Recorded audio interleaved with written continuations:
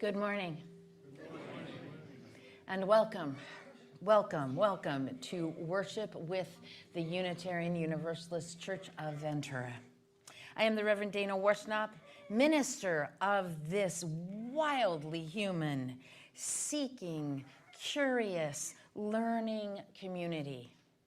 We gather to keep love at the center of our lives and the way we move in the world.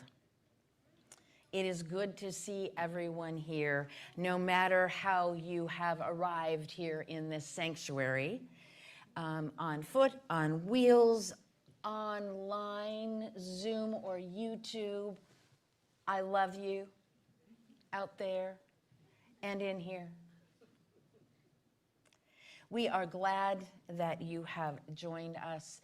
This is a community of many beliefs, identities, origins, sexualities, and genders, and all are welcome here. We preface our services by acknowledging that this building, which we call ours, rests on the unceded ancestral homelands of the Chumash peoples. And so we pause and remember that we live on ground that is sacred, ground that cries out for justice and responsible stewardship. And in so remembering, may we, each of us, find the courage to do our part to restore wholeness to the earth and all her peoples. I just have a few quick announcements. There is a membership ministries meeting after church that will be in the alcove at about 11:30. Also, there's a holiday party, which is this Friday. It's the holidays, yep, they are just streaming along toward us all. It'll begin at 5:30. There will be pizza provided, and we're asking folks to bring a dessert. And if you wish to participate in a white elephant gift exchange, bring a little something fun to exchange. And you get to define fun any way you want.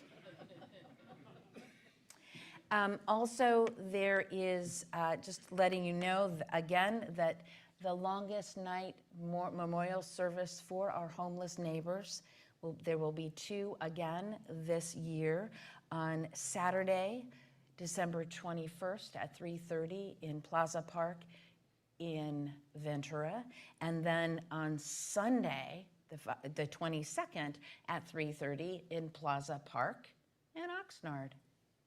And also we are gathering warm clothes and sleeping bags and blankets and such to hand out to our homeless neighbors at the service. And if you have something to donate, there are some boxes in the far corner at Burke Hall. One of them is green and one of them is white, and you will see that already things have been assembled.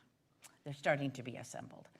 And lastly, you will need a stone for throughout the service. And so everyone had one on or near your chair. And so just hang on to it. It'll come in handy. And someone did point out that it seemed potentially a little brave to hand out a bunch of stones to the whole congregation. And I trust you. And so, right here, right now, in this place together, in the sanctuary of your heart, may you feel present. May you feel your presence blessing this gathering, and let us enter sacred space.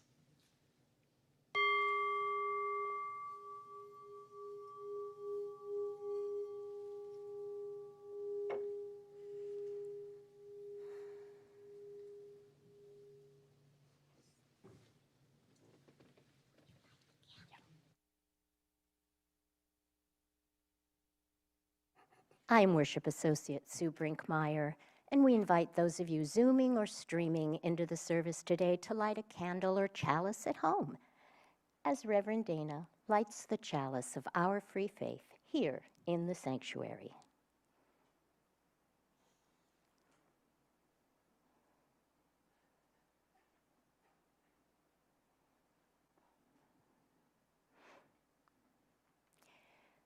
We begin our service with words from Linda Barnes.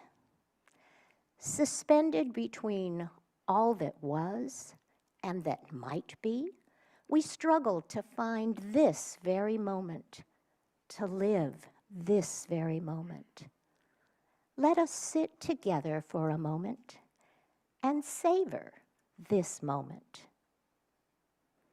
Let us relish this time, let us relish this between time where past meets future. Let us harbor a faith that reminds us that right now, right here, is enough. Come, let us worship together. I'm Music Director Carolyn Bierke, and our opening hymn is When Our Heart is in a Holy Place. Please rise and body your spirit.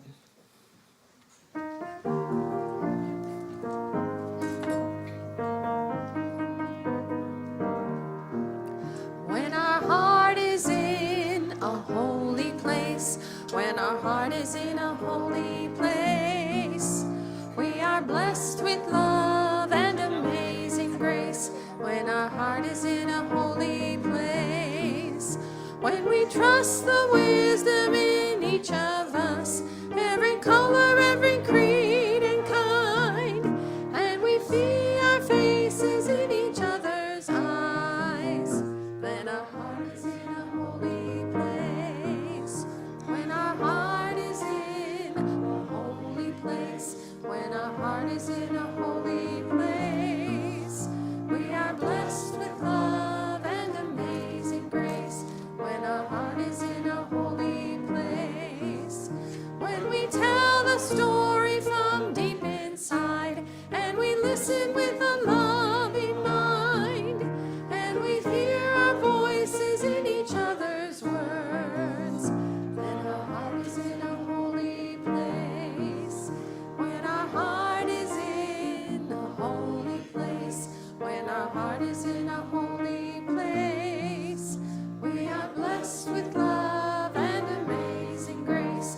When our heart is in a holy place, when we share the silence from sacred space, and the God of our heart stirs within, and we feel the power of each other's words, then our heart is in a holy place. When our heart is in a holy place, when our heart is in a holy place, we are blessed with love and amazing grace. When our heart is in a holy place, when our heart is in a holy place.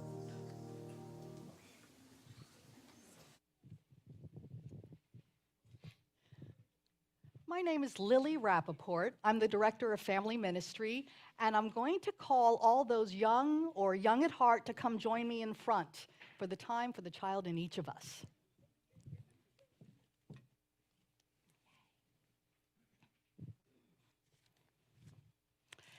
And as you know, we have special gifts for everyone. You found them on your chair, and I'm going to put this up here for each of you. Oh, You got one, you're good. Isaac came prepared because you got it from your chair. So today, we're going to do a pebble meditation, which is a Buddhist tradition that was started by a fellow named Thich Nhat Hanh. This was a Buddhist monk and a great teacher of peace. He created the pebble meditation for children to help them remember that we have special superpowers, like superpowers of love or bravery or being focused or feeling peaceful, Okay, those are inside of us, and those are powers that help us get through difficult moments in our lives. Now, the pebble meditation is a very simple practice. You can do it anywhere, anytime, because each pebble represents a superpower that we have, that we all have inside of us. And these superpowers are also always present. And no one can take them away from us. They're with us forever. And ordinarily, when doing this meditation, we would each have 4 pebbles. But to make things to simplify things, we're each going to do the meditation with a single pebble. We'll recycle the pebble, and you'll also learn. Once you learn this practice, you'll be able to make it your own. So this is what each of the pebbles represent. The first pebble represents a flower and the superpower qualities of love, beauty, and curiosity. Remember, this is inside of each and every one of us. The second pebble represents a mountain and the qualities of bravery, strength, and confidence. The third pebble represents still water and the qualities of quiet, calm, and being focused. And the fourth pebble represents the sky or space and the qualities of freedom and happiness and peace. Okay, so now we're all ready to start the meditation.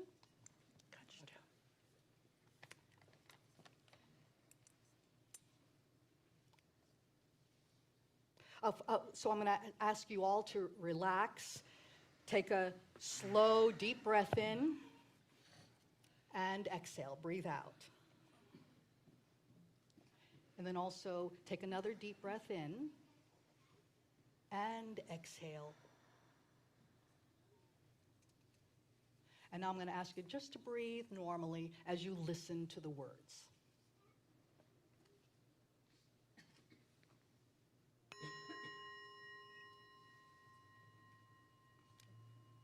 Pick up the pebble, look at it, place it in your hand. Pretend this is a flower. Now put your other hand on top, and you could either close your eyes or look on the screen. Imagine yourself as a flower. There's a flower in each of us. The flower likes to try new things. You feel beauty and love. Now I'm going to ask you to say the words that you'll see on the screen. Breathing in, I see myself as a flower. Breathing out, I feel love. And I'm going to ask everyone to say the words, flower, love, 3 times. Flower, love. Flower, love. Flower, love. Now place the pebble in front of you or put it on your lap and let the energy of the flower gently flow through and around you.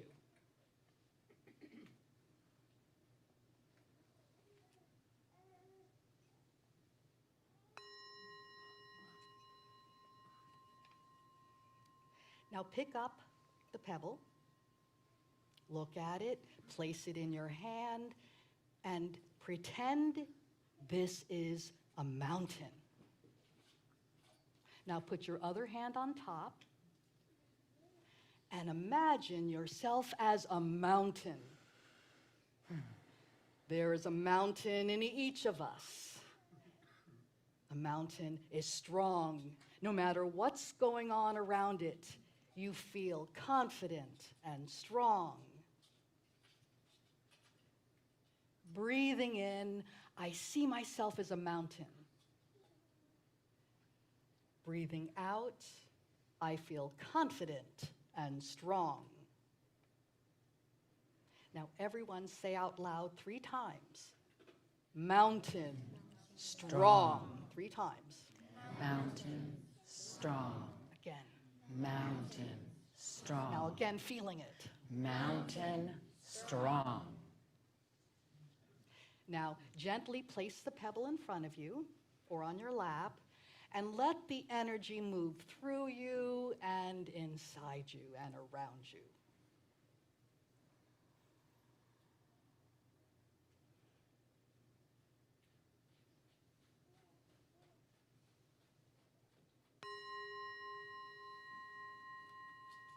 Pick up the pebble,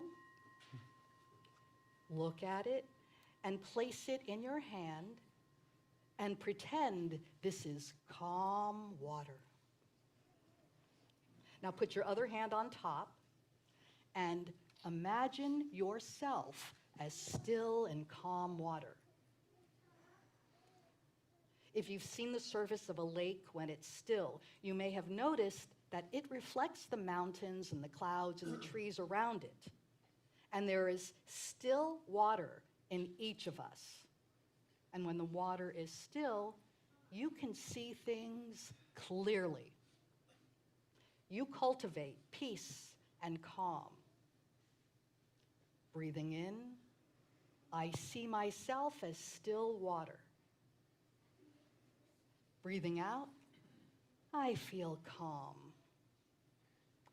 Now say it loud 3 times together. Still water, calm. Still water, calm.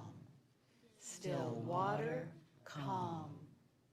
Still water, calm. Now place the pebble in front of you or on your lap and let the energy of still water and calm gently flow through you and around you.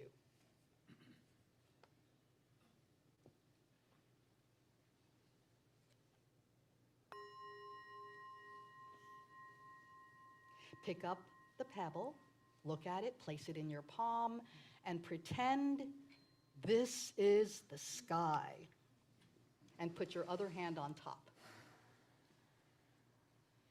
Imagine yourself as the sky or space. There is some wide open space in each of us. Space is freedom. We are free from fear, anger, despair, and worries. And with freedom and space, there's plenty of room for happiness. You feel happy and free. Breathing in, I see myself as the sky. Breathing out, I feel free. Say it out loud together. Sky, free. 3 times. Sky, free. Sky, feel it, free. Sky, free. Now place the pebble in front of you or on your lap and let the energy gently flow through you and around you. Take a deep breath. Wiggle your toes and your fingers. Take another deep breath. And let's return back to the space when you hear the final bell.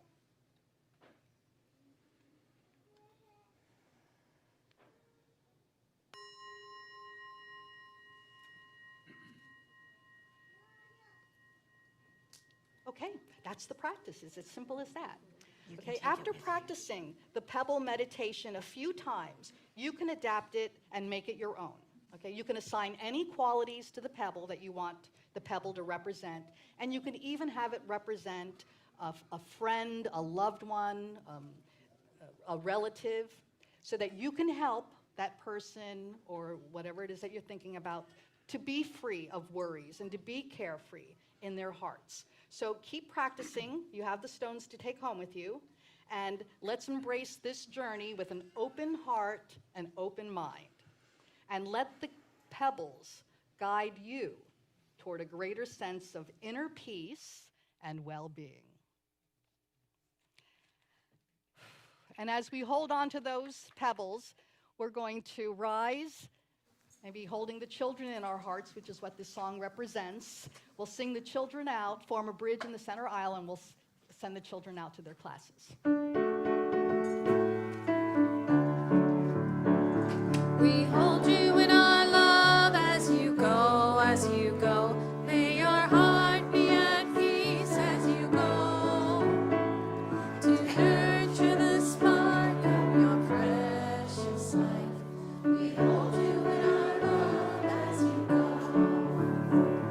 We hold you in our love as you go, as you go. May your heart be at peace as you go. To nurture the spark of your precious life.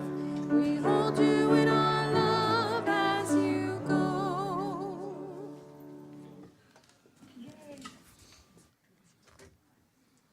Yes, hang on to it.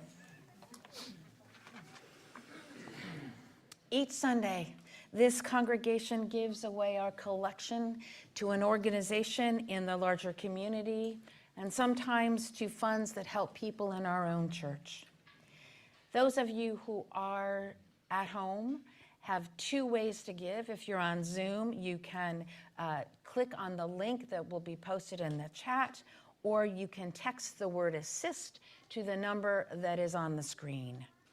Those of you here, also two ways to give. You can still give cash or a check and put it in the box at the on the back wall of the sanctuary after the service, or you can also text assist to this number. Our offering today goes to the Family to Family team from Lift Up Your Voice to End Homelessness.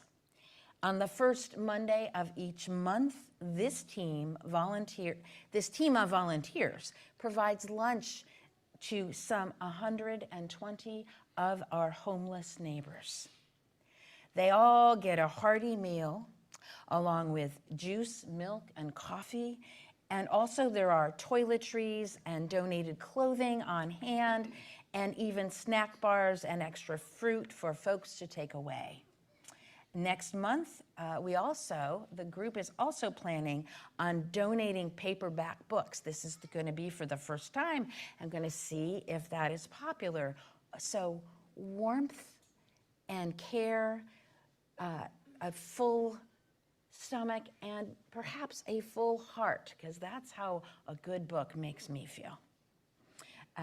The Family to Family volunteers, each on their Mondays, all do their best to make those who come feel at home by refilling beverages and offering a candy treat to polish off the meal. And the volunteers, one of the gifts they receive is just witnessing the gratitude of their guests. This is all a way that we help create a more loving community, which is part of the mission of this congregation. And so please give generously, as you always do.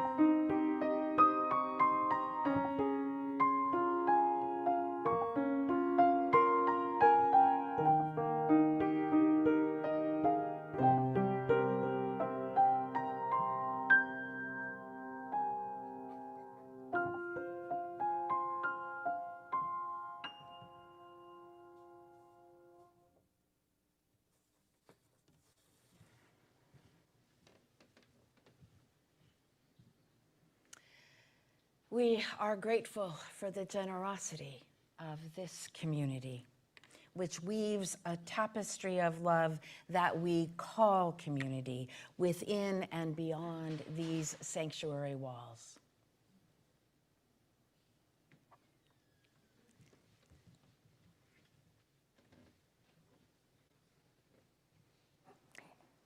Each week, we help to keep this church community strong and connected by sharing with one another the great joys and sorrows that grace our lives. We place a stone in water for each celebration or lamentation to represent the way each ripples out throughout this church family. You can submit a joy or sorrow for sharing through a link on the website, uuventura.org, or in our Thursday email bulletin, UUCV This Week. I invite all of you now to speak into the gathered community or write in the Zoom chat the names of those you wish to celebrate, memorialize, or bring into the embrace of this beloved community.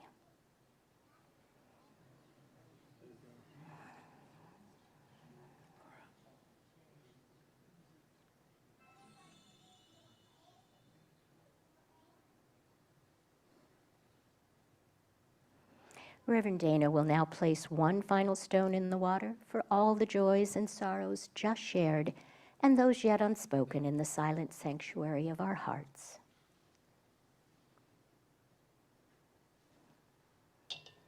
May we be truly grateful for all that is our life. Our next song is Meditation on Breathing. We will sing, there's 3 sections, and we'll sing each section 2 times.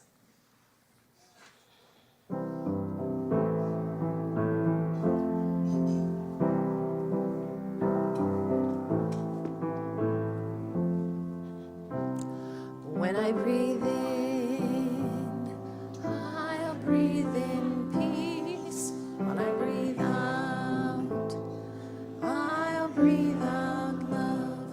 When I breathe in, I'll breathe in peace. When I breathe out, I'll breathe out love. When I breathe in, I'll breathe in peace. When I breathe out, I'll breathe out love. When I breathe in, I'll breathe in peace. When I breathe out, I'll breathe out love. Breathe in, breathe out. Breathe in, breathe out. Breathe in, breathe out.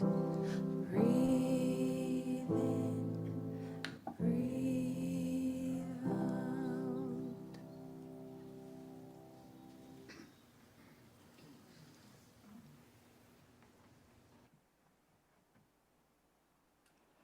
Our reading this morning is from Jeff Foster. Abundance is not the money you have in your bank account, the trophies on your shelf, the letters after your name, the list of goals reached, the number of people you know, your perfect, healthy body, your adoring fans. Abundance is your connection to each breath. How sensitive you are to every flicker of sensation and emotion in the body. It is the delight with which you savor each unique moment, the joy with which you greet each new day. It is knowing yourself as presence, the power that creates and moves the world. It is the freshness of each morning, unencumbered by memory or false hope. It is your rootedness in the present moment, knowing that you are always home, no matter what happens, no matter what is gained or lost. It is you before every sunrise, fresh, open and awake. You are rich, my friend. You are rich.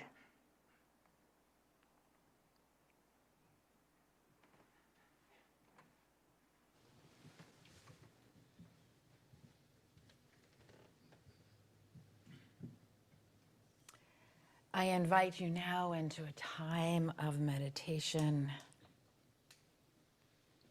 Take up your pebble, your stone, once again. Hold it in your hand. And close your eyes if you wish. Place your feet on the floor if you're comfortable doing so. And breathe. Just breathe. Breathe in a mountain. Breathe out strength. Breathe in still water. Breathe out calm. Breathe into an open sky. Breathe out freedom. Breathe in peace. Breathe out love.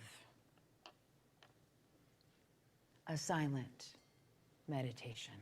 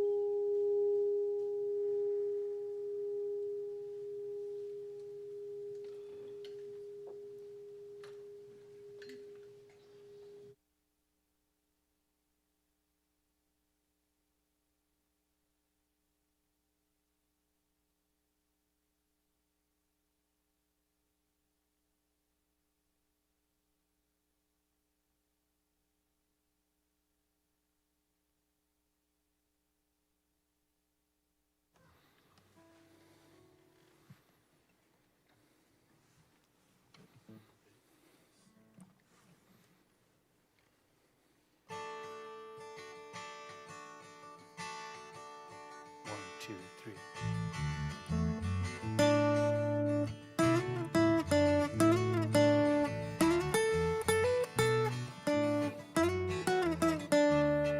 This river that we ride has always been alive. Oh, my soul, 100 million years. This river that we ride will roll on when we die. Oh, my soul, 100 million years. And this love between you and I is older than that burning ball of fire up in the sky and the gale that fills our sail.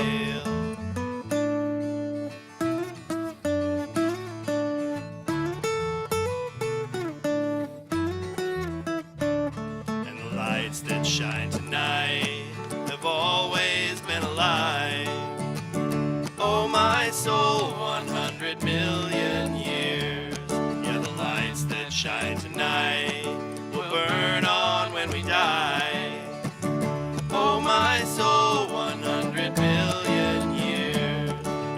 love between you and I is older than that burning ball of fire up in the sky and the gale that fills our sail.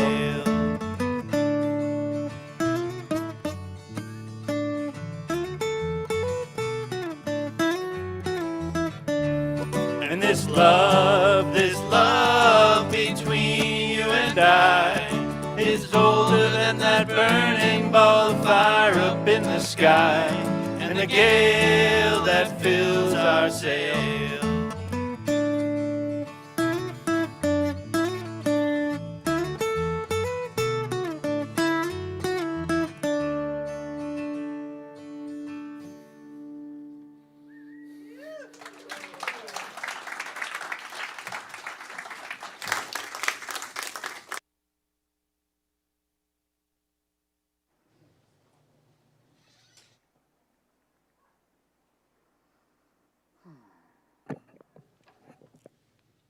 You need your stone, your pebble again. You keep it handy because it's going to relate. It relates actually to this image that is here on the screen, which is one of my personal touchstones, and I will explain a little bit more as we go on. Keep it handy. Practicing Buddhist meditation was the first overtly spiritual step that I took on the path that led me to Unitarian Universalism. Among the things that first drew me in was that the Buddha said something like this: "Don't take my word for any of this. Find it out for yourself. I have found a powerful truth within this practice. Give it a try and see what you find." And just that was such a relief to hear. For along with many who have become Unitarian Universalists as adults, I was skeptical of religion for a very long time, particularly any religion that laid claim to the one and only truth, practiced in only one way, which was practiced in one way, which I didn't sleep brilliantly last night. I'm sorry. I am getting a little tangled up. A single truth practiced in one way, which was inevitably the only way. I thought at the time that all religions said that, especially Christianity, which was the only faith that I really knew that much about. What I know now is what I was really objecting to was fundamentalism.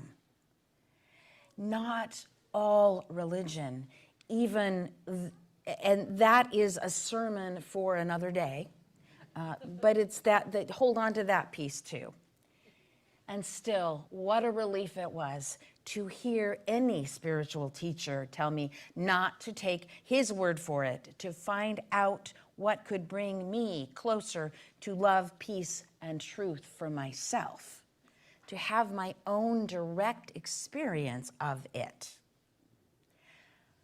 Hey, maybe I could be spiritual and religious after all.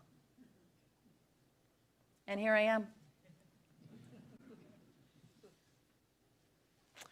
There are perhaps more stories about the Buddha's life than about Jesus of Nazareth. And this may simply be because the Buddha arose in a Hindu tradition that believed in reincarnation. And some of the wildest myths about the Buddha are about his past lives, all the ones leading up to his enlightenment. What a great literary playground all those past lives could be if a follower wanted to make a particular point about the Buddha's teaching. They could make up a past life when the Buddha learned that particular karmic lesson. Jesus, poor guy, had only one life. And his followers did turn that into a rip snorter. Yes. And some Christians do still await his return and make up all kinds of stories about what that will look like. Yet many of the stories, okay. And so they have their share of stories, but I think the Buddha may have more, and that is really an anecdotal, observational insight, perhaps, and a Buddhist scholar might actually be able to be more definitive than I, but I like the sound of it. And one of the things that is also interesting is that a lot of the teachers a lot of the stories that people tell about both of these teachers come in the shape of similar archetypal tales. Now, my favorite for Jesus is his birth narrative, which is actually quite different than the Buddha's. Jesus was born in a lowly stable, a vulnerable infant who would become the king of heaven. The Buddha, as his story goes, was born a pampered and protected prince. Yet he rebelled against the soft life and left the palace to find enlightenment and a common experience and message for all. And both of those stories are told to make a particular theological point for each of those traditions. My favorite story of the Buddha is about his enlightenment. Indeed, this image on the screen is of that very moment. And this one has many similarities to Jesus' temptation in the desert. So listen for that. Siddhartha Gautama lived about 2,500 years ago in the country that is now India. And as this story goes, he was born a prince into the lap of luxury and was deliberately shielded from pain and suffering.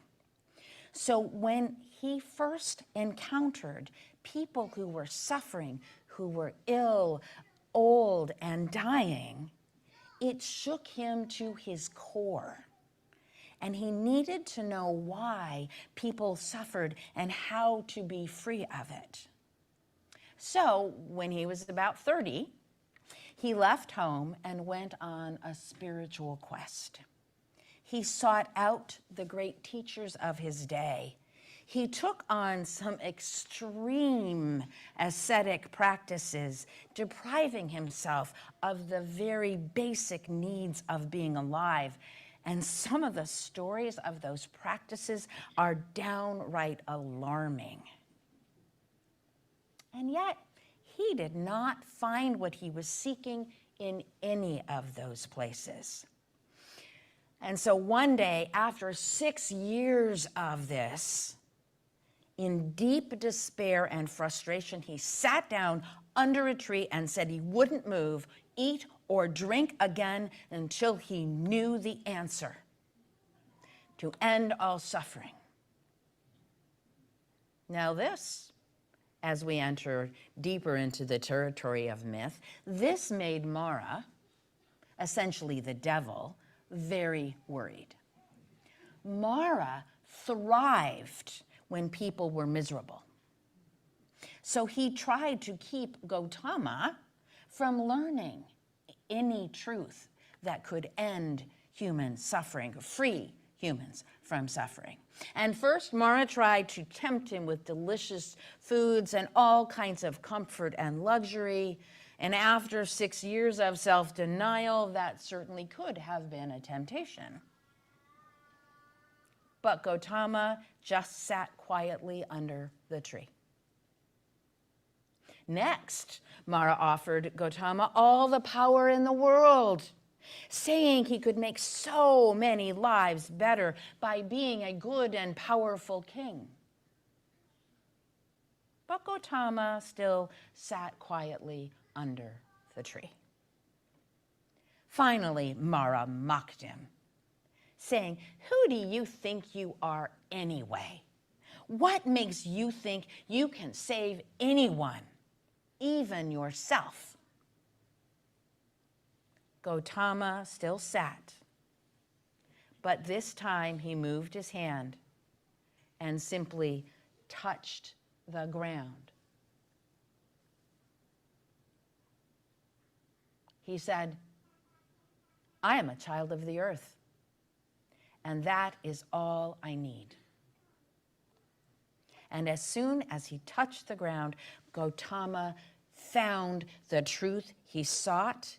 He was enlightened and became the Buddha. This image is of that moment under the Bodhi tree, touching the ground. It's called the earth touching or earth witness posture. So you will see all kinds of images of the Buddha, all the aspects of his presence and of his teaching that we have seen throughout our presentation. And this one is the earth witness.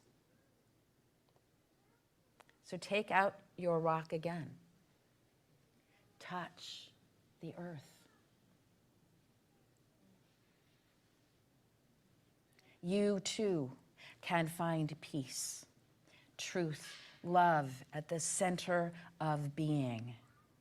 For you are a child of the earth. You are a child of the universe, no less than the trees and the stars. No less than the stones, the flowers, the mountains.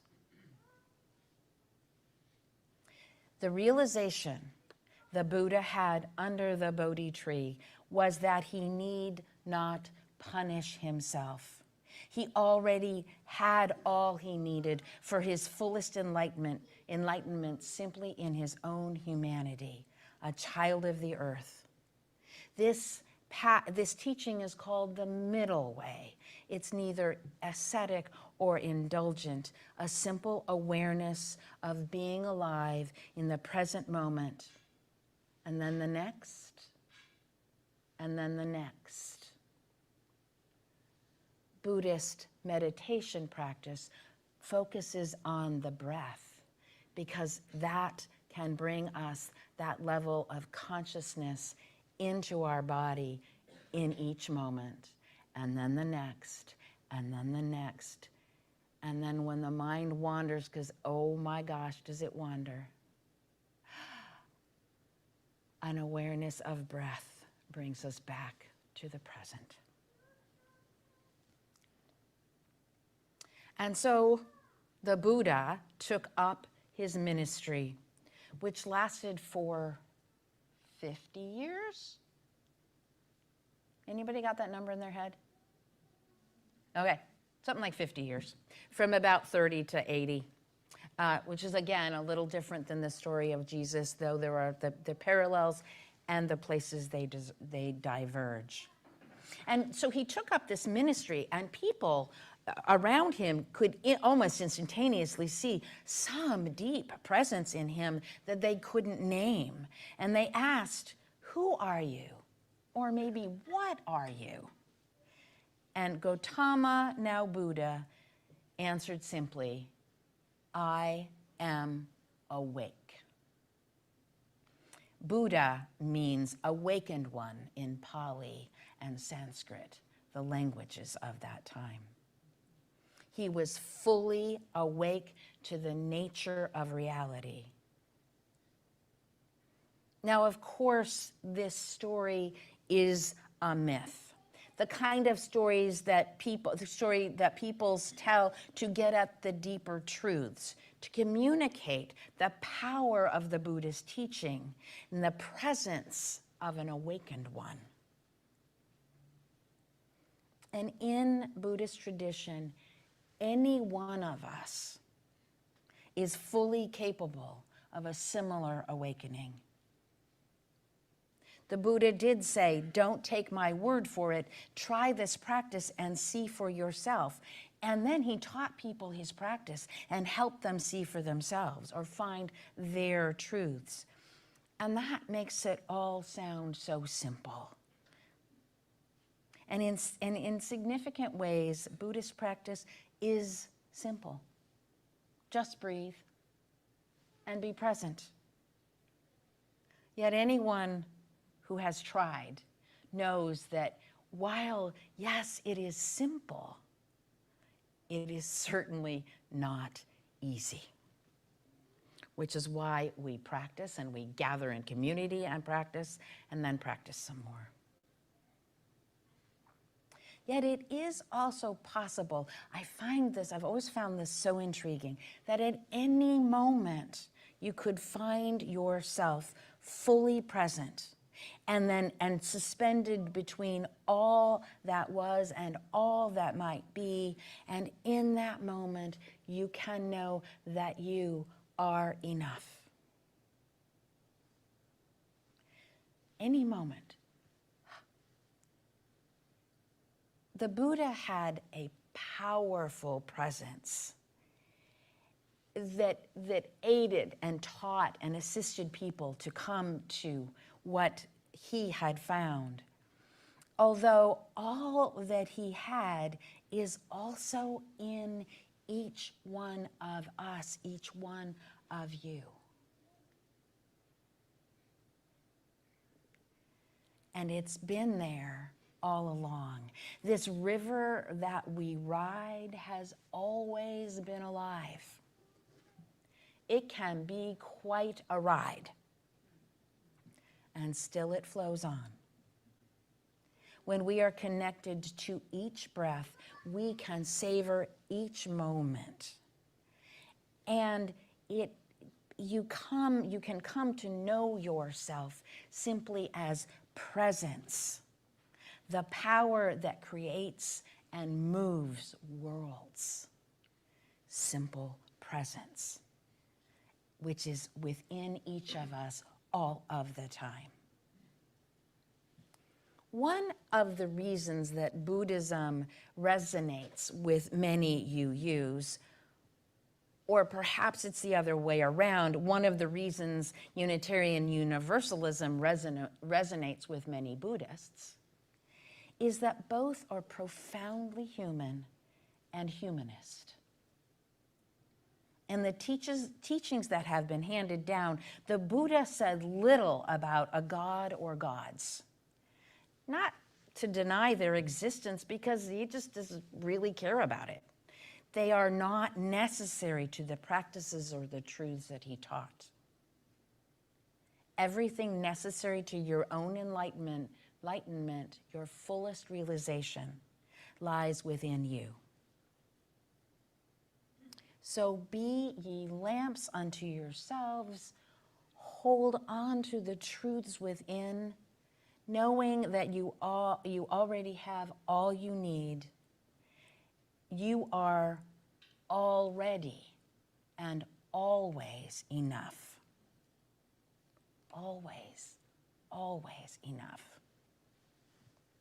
So carry this stone home with you. May it bring you into the present moment, returning to it again and again, as many times as you need. Just pop it into a pocket. Okay. I got a pocket. And have it and carry it with you. Touch it. Let it bring you back into the present moment. Bring your presence, your inner knowing, here, now. You are enough. Amen. And blessed be. Please join me in prayer. Holy beingness, holy presence of many names and no name, Spirit of life which dwells within and beyond and among and beyond us this day and always.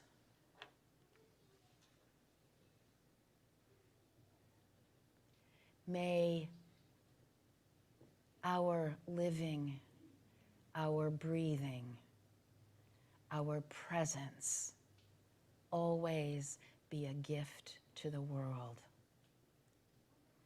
May we know the gifts that we hold. May we find the strength, the calm, the peace, the love that is always within us. May we bring it forth in each moment as we live and breathe and love. And may all those who are ill find healing. May those who are in despair find hope. May those who are without shelter find home. And may all those suffering in conflict and war in an continually turbulent world, may we all know peace. Amen. And blessed be. Our closing hymn is Be Ye Lamps Unto Yourselves. Please rise in body or spirit, and we will sing it 3 times.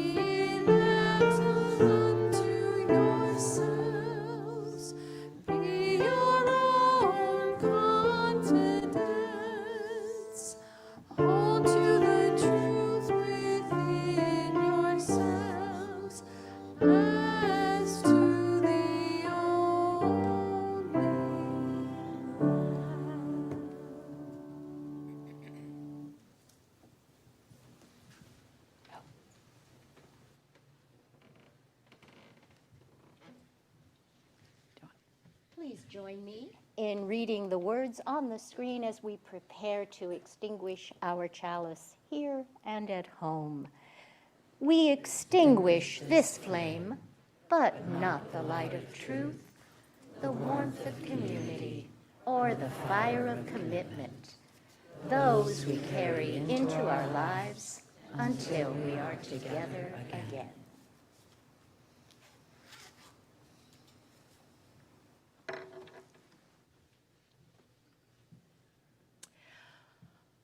All of you here in the sanctuary today are invited after the service for coffee, tea, bagels, and conversation in our community room, which we call Berg Hall, which is through either sets of the doors over here.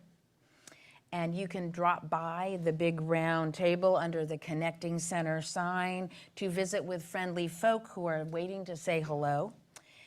You can put cash or check in the box at the cash box at the back of the sanctuary. And I hope those who are joining us via Zoom will hang around and visit with one another with the folks in Berg Hall who can join the conversation via the big TV screen there. If you are coming to the Membership Ministries organizing meeting, we'll meet at about 11:30 over in this alcove. I leave you now with the words from a metta meditation, which is a Buddhist practice that I learned very early and comforted my heart endlessly. I offer it to you all. May you be filled with loving kindness. May you be well. May you be peaceful and at ease. May you be whole. May all beings be filled with loving kindness. May all beings be well. May all beings be peaceful and at ease. May all beings be whole. Carry this within and flowing forth from you. For the love that you hold within and you discover naturally reaches out to all that you meet. So go forth in love, go forth in peace, knowing that you are a child of the universe. You belong here. May it be so.